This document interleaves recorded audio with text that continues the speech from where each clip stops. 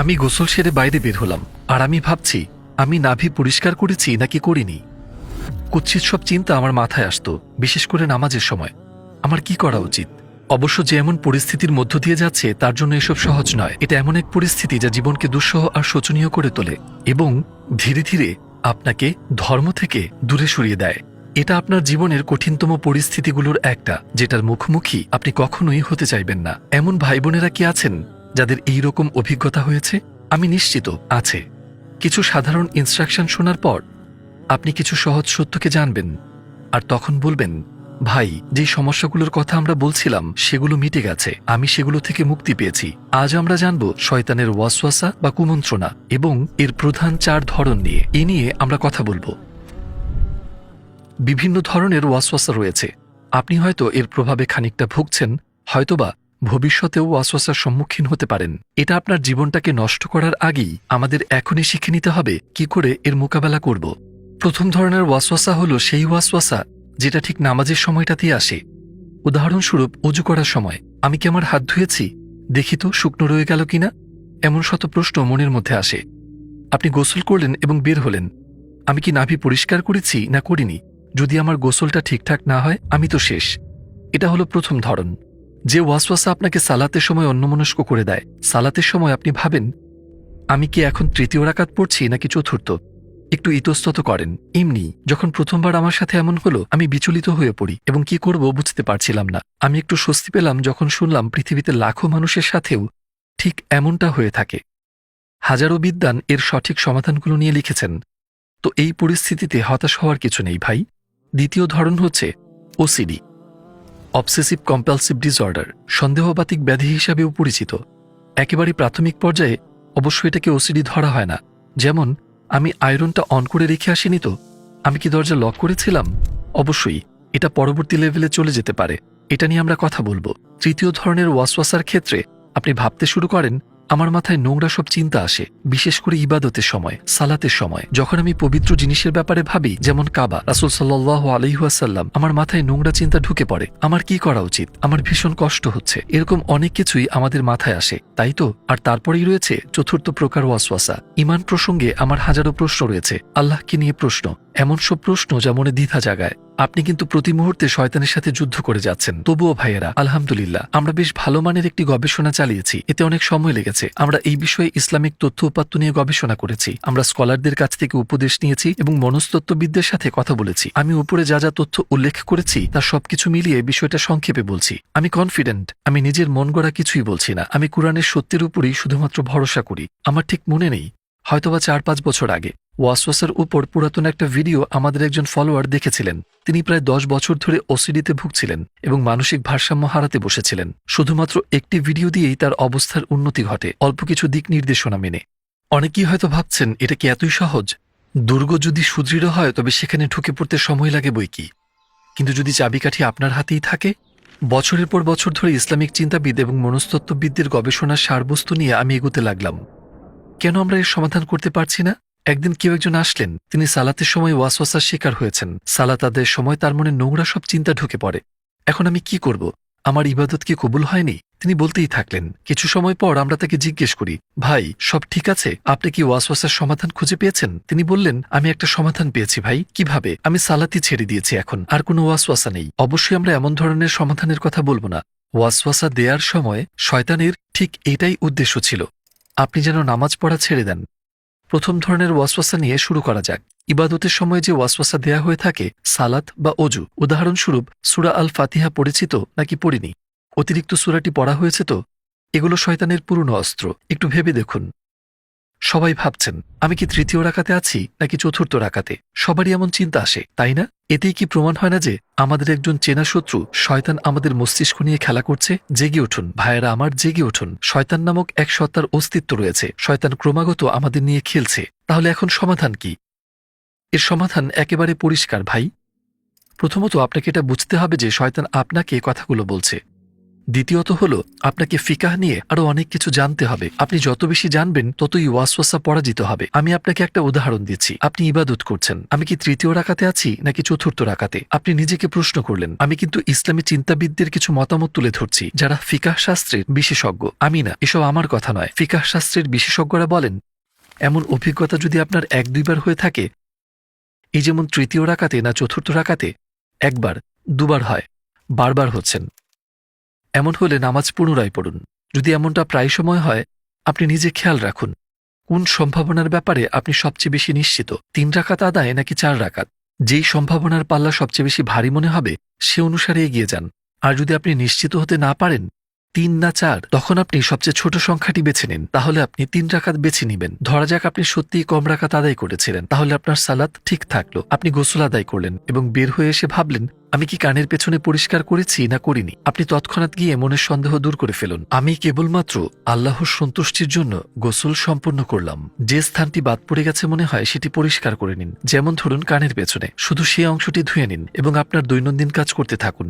আবার শুরু থেকে গোসল আদায়ের কোনো প্রয়োজন নেই। এইগুলো ফিকাহের কিছু রীতিনীতি। এই কথাগুলো কিন্তু একেবারেই আমার নয়। আপনার কাছে যদি এমন ওয়াসওয়াসা আসতে থাকে আমি কি এটা পরিষ্কার করেছি, আমি নিশ্চিত নই, তাহলে আপনার সেই অংশ ধোয়ার দরকার নেই। আমি জানি এটা মানতে কষ্ট হবে, আপনি সেই জায়গাটা পরিষ্কার করে নিতে চান, কিন্তু দরকার নেই।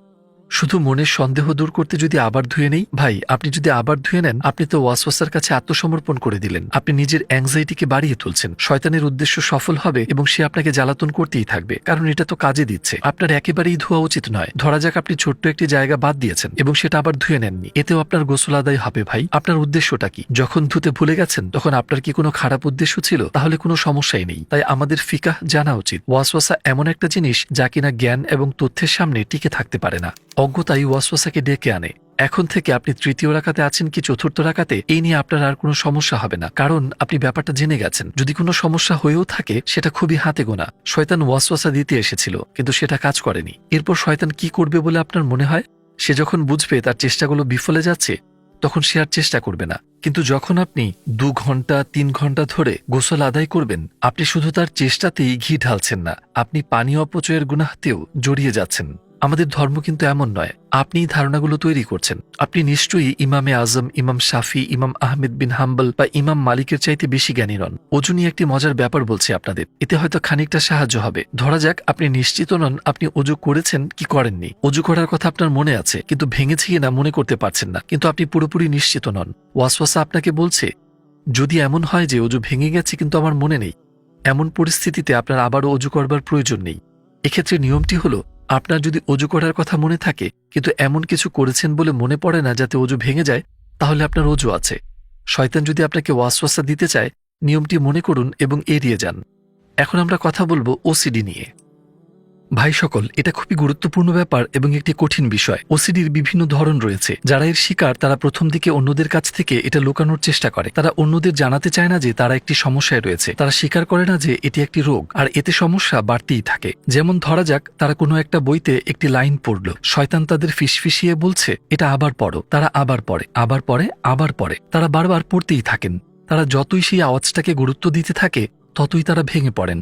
শয়তান জীবনকে দুর্বিষহ করে তোলার চেষ্টা করে, যেটা আত্মহত্যা কিংবা আল্লাহ বিরোধিতার দিকে নিয়ে যায়। আপনি কি পরিচ্ছন্নতা নিয়ে ওসিডির সাথে পরিচিত? আপনি কি দেখেছেন কিভাবে লোকজন সাবান দিয়ে 20 বার তাদের হাত ধুয়েই যাচ্ছে? প্রথম পানির নল, তারপর তাদের হাত, আর এরপর একই জিনিস বারবার লাগাতার করছে। তাদের হাত পরিষ্কারই আছে, তারা ঠিক হাত ধুচ্ছে না। তারা বারবার একই কাজের মাধ্যমে তাদের অ্যাংজাইটিকে দূর করতে চাইছে। তারা নিজের অজান্তেই জ্বলন্ত আগুনে কেরোসিন ঢেলে চলেছে। যেমনটা আমি বললাম, আপনি বারবার একই কাজ করে যাচ্ছেন। আরেক ধরনের ওসিডি আছে যেখানে আপনি বারবার জিনিসপত্র চেক করছেন। যেমন আমি কি দরজা বন্ধ করেছি, আবার দেখে নেওয়া যাক। এরপর তৃতীয়বার পরীক্ষা করা যাক। আমি কি আয়রন প্লাগে ঢুকিয়ে ভুলে গেছি, আমি চেক করে দেখি। আমি ঠিক স্বস্তি পাচ্ছি না। আপনি যত বেশি কেয়ার করবেন তত বেশি ডিস্টার্ব ফিল করবেন। সংখ্যা গণনা নিয়ে পাগলামিও এর মধ্যে পড়ে। পাশ কাটিয়ে যাওয়া গাড়ি গুনতে গুনতে 1, 2, 3 গোছানো থাকা নিয়ে পাগলামি। সিমেট্রি। আমাদের কোনো এক ভিডিওতে বক্তার হুডির রশি দুটো ঝুলছিল আর সে দুটো সমান ছিল না। আপনাদের একবার কমেন্টগুলো দেখা উচিত। আমি আপনার দিকে তাকাতে পারছি না, আপনার ও দুটো সমান করে নেওয়া উচিত। সবকিছুতেই ভারসাম্য থাকতে হবে। ভাই আপনি যদি এই নিয়ে চিন্তিত থাকেন, আপনি যদি বলেন দিন আমি ঠিক করে দিচ্ছি যাতে আমি অন্তত স্বস্তি পাবো, আপনি অ্যাংজাইটিকে উস্কে দিচ্ছেন। আপনি আগুনে ঘি ঢালছেন। আপনার কি করা উচিত? বাদ দিন, কোনো সমস্যা নেই। আমার কি আবারও হাত ধোয়া উচিত? আমার হাত ময়লা, হাত ধুবেন না। অন্যান্য ওয়াসওয়াসার মতোই ওসিডিতেও ব্যাপারটা একই। আমি জানি আবারও না ধোয়ার সিদ্ধান্ত নেওয়া সহজ নয়, এখানে আপনাকে লড়তে হবে, কিন্তু কিছুদিন পর আপনি না ধোয়ার সিদ্ধান্তের সাথে মানিয়ে নিতে পারবেন। শয়তানের কথায় কান দেওয়া আপনার একেবারেই উচিত নয়। আপনাকে খানিকটা শক্ত হতে হবে এবং ইনশাল্লাহ কিছু সময় পর এই সমস্যাগুলো সমাধান হয়ে যাবে। আপনি জানেন সার্জারির পর কিছুটা ব্যথা লাগে, কিন্তু সেই ব্যথা সেরে ওঠারই চিহ্ন। আপনার কষ্ট সহ্য করে নেওয়া থেকে বোঝা যায় ওয়াসওয়াসা ক্রমশ দুর্বল হয়ে পড়ছে। মনস্তত্ত্ববিদদের সাথে কথা হলে দেখবেন তারা আপনাকে অনেকগুলো ওষুধ প্রেসক্রাইব করবেন। তারা প্রেসক্রাইব করেন কারণ সেগুলো আপনাকে মানসিকভাবে আরোগ্য লাভে সাহায্য করে। আমি বলছি না এতে কোনো উপকার হয় না, কিন্তু কেবল এই ওষুধগুলো দিয়ে সেরে ওঠা সম্ভব নয়। বাড়িতে একটা চোর ঢুকেছে আর অ্যালার্ম বেজে চলেছে। আপনার সমাধান হচ্ছে অ্যালার্মটা বন্ধ করে দেওয়া, কিন্তু চোর এখনো অবাধে বাড়িতে ঘুরে বেড়াচ্ছে। প্রিয় ভাই, ওষুধ শুধু লক্ষণগুলোকে চাপা দিয়ে রাখে, আপনাকে নিস্তেজ করে রাখে। ওষুধের প্রভাব কেটে যায়, কিন্তু অসুখ থেকে যায়। তো এটা কোনো উপযুক্ত সমাধান নয়। এই ধরনের শিক্ষা এবং জ্ঞান খুবই প্রয়োজন। তাহলে ওসিডিতে আক্রান্তদের চিকিৎসা কি? অবশ্যই জানবেন এটা একটা ওয়াসওয়াসা। মনে রাখবেন শয়তান আপনার সাথে কথা বলছে, এই কথাগুলো আপনার নয়। প্রমাণ কি যে এই কথাগুলো আপনার নয়? কারণ আপনার হৃদয় এই কথাগুলোই অশান্ত হয়ে উঠছে, তাই কথাগুলো আপনার নয়। এই মুহূর্তে শয়তান কথা বলছে এবং আমি তাতে কান দেব না, আমি পাত্তাই দেব না। সহজ লাগছে শুনতে, তাই না? আমি একজন বিখ্যাত মনস্তত্ত্ববিদের ভিডিও দেখেছিলাম। তিনি এই এক বাক্যের ইস্যুটিকে অনেক ঘুরিয়ে পেঁচিয়ে বর্ণনা করেছেন। আমি সংক্ষেপে বলছি, আপনি নিজেকে বিচলিত করতে চাচ্ছেন না, কেয়ার করতে চাচ্ছেন না, কারণ আপনার কেয়ার নেওয়ার মতো কিছু নেই। এড়িয়ে যান প্রিয় ভাই। শয়তানকে বলুন, এইসব অপ্রয়োজনীয় কাজের জন্য আমার হাতে সময় নেই। মাঝে মাঝে ওসিডি আক্রান্তরা বেশ কিছু কনস্পিরেসি থিওরি নিয়ে আসেন। তিনি বিভিন্ন পরিস্থিতির জন্য সতর্ক থাকেন, যেমন যদি এলিভেটর ছিঁড়ে পড়ে, যদি জাহাজ ডুবে যায়, এই প্লেন যদি ক্র্যাশ করে, কিংবা গ্যাস বিস্ফোরণ ঘটে, আমার এর থেকে দূরে থাকা উচিত।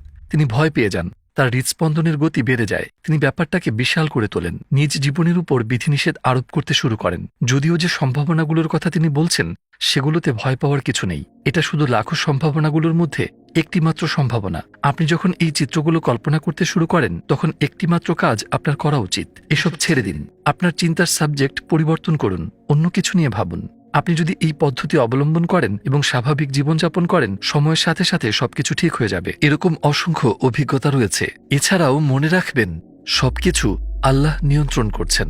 আপনি কি জানেন কখন আমাদের উপর শয়তানের ক্ষমতা এবং নিয়ন্ত্রণ বেড়ে যায়? এসব বাড়ে যখন আমরা পাপে জড়াই। সূরা আশ-শুরার 221 থেকে 223তম আয়াতে আল্লাহ বলছেন, আমি কি তোমাদের জানাবো কার নিকট শয়তানরা অবতীর্ণ হয়? তারা অবতীর্ণ হয় প্রত্যেক চরম মিথ্যাবাদী ও পাপীর নিকট। তারা যা কিছু শোনে তা ছড়িয়ে বেড়ায় এবং তাদের বেশিরভাগই মিথ্যাবাদী। তাই পাপের পরিমাণ কমিয়ে দিন কিংবা পাপের পথ থেকে ফিরে আসুন।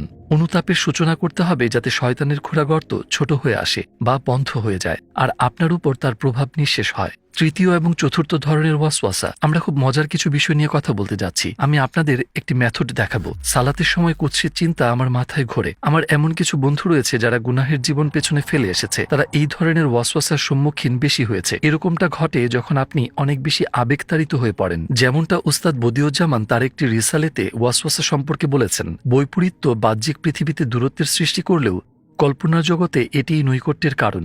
এর মানে কি দাঁড়ায়? যখন আমি আপনাকে কালোর কথা বলি আপনি মনে মনে সাদার কথা ভাবেন। আমি যখন পূর্ব দিকের কথা বলি আপনি হয়তো পশ্চিম নিয়ে ভাবছেন। বুঝতে পারছেন তো আমি কি বলছি? যেহেতু কোনোটেশন বলে একটা ব্যাপার রয়েছে, আপনি যখন সবচেয়ে পবিত্র পরিবেশে রয়েছেন, ধরা যাক আপনি কাবায় আছেন, আপনি প্রার্থনা করছেন, এমন পরিবেশেও অন্য চিন্তায় আমরা আচ্ছন্ন হয়ে যাই। এমন অনেক কিছু আপনার মাথায় খেলে যায়। কল্পনা জগতে এগুলো খুবই স্বাভাবিক। ভাই সকল, আমরা একটা পরীক্ষা চালাতে যাচ্ছি। আমরা 10 সেকেন্ড চুপ থাকব এবং আমি চাই আপনারা কোনো কিছু নিয়েই ভাববেন না। আপনি 10 সেকেন্ড কোনো কিছুর ব্যাপারেই ভাববেন না। ওকে? 3, 2, 1 শুরু।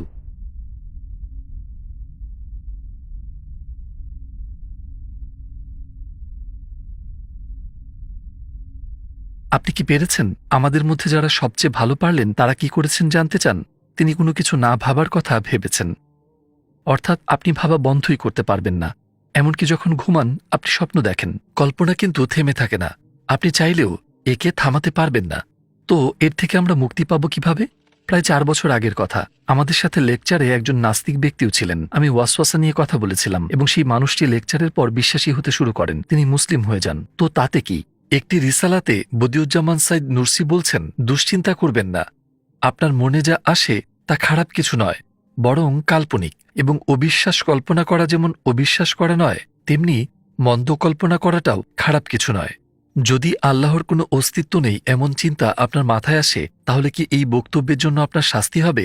না, কারণ আপনি চিন্তা বন্ধ করতে পারবেন না। আপনি কি ভাবছেন সেটার উপর আপনার পূর্ণ নিয়ন্ত্রণ নেই এবং এটার সাথে আপনার ইচ্ছারও কোনো সম্পর্ক নেই। যদি আপনি সেই খারাপ কথাগুলো বিশ্বাস করে নিজের জিহ্বার সাহায্যে উচ্চারণ করেন, আল্লাহ মাফ করুন, তাহলে আপনি এর জন্য দায়ী হবেন। আপনার মাথায় খেলে যাওয়া চিন্তাগুলোর জন্য আপনি কোনোভাবে দায়ী নন। আমরা সেই লেকচারের আয়োজন করি এবং লোকটি বিশ্বাস করতে শুরু করেন। আপনি কি জানেন কেন? কারণ তিনি ভাবছিলেন সেই ধর্মতাত্ত্বিক প্রশ্নগুলো যেগুলো তার মাথায় খেলছিল সেসব তার নিজের চিন্তা। তিনি নিজেকে বলেছেন, ওকে, আমি একজন নাস্তিক। তাহলে দেখুন আমি রাসূল সাল্লাল্লাহু আলাইহি ওয়াসাল্লাম সম্পর্কে কি ভাবছি। আপনি বুঝতে পারছেন ভাই, এইগুলো আপনার চিন্তা নয়, শয়তানের ওয়াসওয়াসা।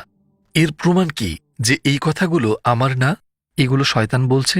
এর প্রমাণ হলো এই কথাগুলো আপনার মনকে অস্থির করে তুলেছে। এই কথাগুলো যদি আপনার হতো তাহলে আপনার হৃদয় বিচলিত হতো না, তাই নয় কি? তো অবশ্যই অন্য একজন কথাগুলো বলছে যেগুলোতে আপনি অস্বস্তি বোধ করছেন। দ্বিতীয় প্রমাণ হলো আপনি চাইলেও এগুলোকে থামাতে পারছেন না। এগুলো আপনার নিজের কথা হলে আপনি বলতেন না বা কথা চালিয়ে যেতেন না। তো এটা আপনার নিজের ইচ্ছার উপর নির্ভর করে না।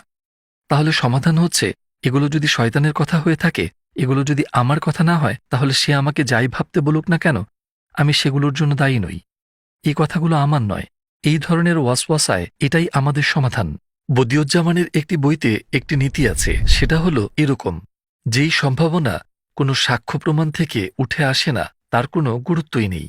আপনি কি কৃষ্ণসাগর সম্পর্কে জানেন? আমি যদি আপনাকে বলি কৃষ্ণসাগরের সমস্ত পানি গায়েব হয়ে গেছে, সেগুলো আর নেই, আপনি এই বক্তব্য উড়িয়ে দেবেন, তাই তো? কেন কেন আপনি বিশ্বাস করছেন না? কারণ এখানে কোনো প্রমাণ নেই। কিন্তু এটা কি অসম্ভব কিছু? না, এমনটা হওয়া সম্ভব। আগামীকাল সূর্য উঠবে না, এটা কি সম্ভব নয়? এমনটা ঘটা সম্ভব, কিন্তু আমরা পাত্তা দেই না। আপনি কেন পাত্তা দেন না? কারণ আমি আপনাকে প্রমাণ দেখাতে পারবো না। অ্যাস্ট্রোনমি থেকে এমন কিছুই দাবি করা হয়নি, নিউজ চ্যানেলে এমন কোনো খবর আসেনি। তো আপনার মাথায় কি আসছে? আমাদের ধর্ম কি সত্য? আল্লাহ না থাকলে কি হবে? তখন আপনি শয়তানকে বলবেন, তোমার কাছে কি তার কোনো প্রমাণ আছে? না, এরপর কথা বন্ধ করে দিন। এমন ভুরি ভুরি উদাহরণ রয়েছে যেটা আল্লাহর অস্তিত্বকে প্রমাণ করে, ইসলামের সত্যতাকেও। আপনার মনে যত ওয়াসওয়াসায় আসুক, আপনি বলবেন, আমি শুধু প্রমাণ দেখব, প্রমাণ ছাড়া কোনো বিষয়ে ফয়সলা করব না। এতে আপনি ভালো থাকবেন। আমিও এভাবেই ভালো থেকেছি। যখন ওসিডি আমার মনকে ভারাক্রান্ত করতে শুরু করে, আমার যদি এইসব শেখা না থাকতো, আমি হয়তো দেয়ালে মাথা ঠুকে মরতাম। আমরা সবসময় নিজেদের খারাপ কিছু থেকে অনেক দূরে ভাবি, তাই না? আমরা ভাবি আমার সাথে হবে না। ভাই, পৃথিবীতে কোনো কিছুই নিশ্চিত নয়। এই প্রেসক্রিপশনগুলো নিন আর নিজের পকেটে রাখুন। প্রথম ধরনের ওয়াসওয়াসাতে কি ছিল? ইবাদতের সময় যে ওয়াসওয়াসা আপনার মনে আসে, ফিকাহ শিখলে এই ওয়াসওয়াসা আর থাকবে না। দ্বিতীয় ওয়াসওয়াসাটি কি ছিল? ওসিডি। ওসিডির সমাধান কি ছিল? এটাকে পাত্তাই দিবেন না। আপনি বারবার একই কাজ করে একে উস্কে দেবেন না। তৃতীয় ধরনটি কি ছিল? নোংরা চিন্তা মাথায় খেলা করা। কি বলেছিলাম আমরা? ভাই, মনে আসা চিন্তাগুলোর জন্য আপনি দায়ী নন। আপনি জেনে বুঝে এসব করছেন না। আপনি যেহেতু মাথায় আসা এসব ছবিকে থামাতে পারছেন না, সেগুলো আপনার চিন্তা নয়, সেগুলো শয়তান থেকে এসেছে। যদি তারা শয়তান থেকে এসে থাকে, এখানে ভয় পাওয়ার কিছু নেই, কারণ আপনি মোটেও দায়ী নন। আপনি যখন এসব নিয়ে সতর্ক থাকবেন, সমস্যাগুলো কমতে শুরু করবে। চতুর্থ ধরনের ওয়াসওয়াসা ছিল ঈমান নিয়ে নানারকম প্রশ্ন ঘুরপাক খাওয়া।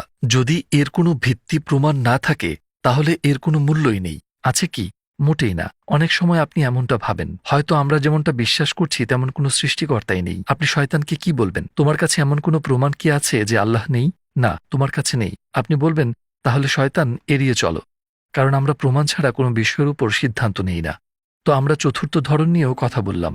সহি আল মুসলিমে একটি সুন্দর হাদিস রয়েছে, বর্ণনা করেছেন ইবনে মাসুদ রাদিয়াল্লাহু তাআলা আনহু। রাসূল সাল্লাল্লাহু আলাইহি ওয়াসাল্লামের সাহাবীগণ রাসূলকে বললেন, হে আল্লাহর রাসূল, আমাদের মধ্যে কারো কারো মনে এমন সব কথা খেলে যাচ্ছে যেগুলো স্বেচ্ছায় সজ্ঞানে উচ্চারণ করার আগে আমরা আগুনে পুড়ে মরতে বা আসমান থেকে জমিনে নিক্ষিপ্ত হতে পছন্দ করব। দেখেছেন, সাহাবারাও ওয়াসওয়াসার শিকার হয়েছেন। একই জিনিস প্রিয় ভাই, আপনি একা নন। এমনকি সাহাবারাও 1400 বছর আগে এর শিকার হয়েছিলেন। বুঝতে পারছেন? আর নবী করিম সাল্লাল্লাহু আলাইহি ওয়াসাল্লাম উত্তরে বলেন, না, বরং এটাই ঈমানের প্রকৃত বহিঃপ্রকাশ। মাশাআল্লাহ। দেখেছেন, রাসূল সাল্লাল্লাহু আলাইহি ওয়াসাল্লাম আপাতদৃষ্টিতে নেতিবাচক একটি ব্যাপারকে চমৎকার ইতিবাচক হিসেবে দেখিয়েছেন। আর কিছু কি বলার প্রয়োজন আছে? তো এই ব্যাপারে আমাদের সর্বশেষ বক্তব্য হবে, কোনো চোর কি কখনো কোনো খালি বাড়িতে চুরি করতে ঢোকে? না। কেন? কারণ সেখানে চুরি করার কিছুই নেই, সে একটা পরিপূর্ণ ঘরে ঢোকে, তাই না? যদি আপনি ওয়াসওয়াসা পেয়ে থাকেন, প্রিয় ভাই, শয়তান আপনার কাছ থেকে কিছু হাসিল করতে চায়। আপনি শূন্য নন। সে চায় না আপনি জান্নাতে যান। আপনি শূন্য নন, আপনার মূল্য রয়েছে, যে কারণে শয়তান আপনাকে ঝামেলায় ফেলছে। এটা একটা ভালো লক্ষণ। আপনার ওয়াসওয়াসা পাওয়ার খারাপ দিক কি হতে পারে? সাবধান, চোরেরা আপনার বাড়িকে ঘিরে রয়েছে। শয়তান আপনাকে ধোঁকা দিতে চাইছে। আপনি যদি সতর্ক না থাকেন, আপনাকে শূন্য হাতে পরকালে যেতে হতে পারে। আল্লাহুম্মা গফিরলি। তাই দোয়া করুন, হে আল্লাহ, ইয়া রব, আপনার রহমত বর্ষণ করুন এবং যে সকল ভাই বোনেরা ওয়াসওয়াসার শিকার হয়েছেন তাদের সেরে ওঠার তৌফিক দিন। সুবহানাকা লা ইলমা লানা ইল্লা মা আল্লামতানা ইন্নাকা আনতাল আলিমুল হাকীম।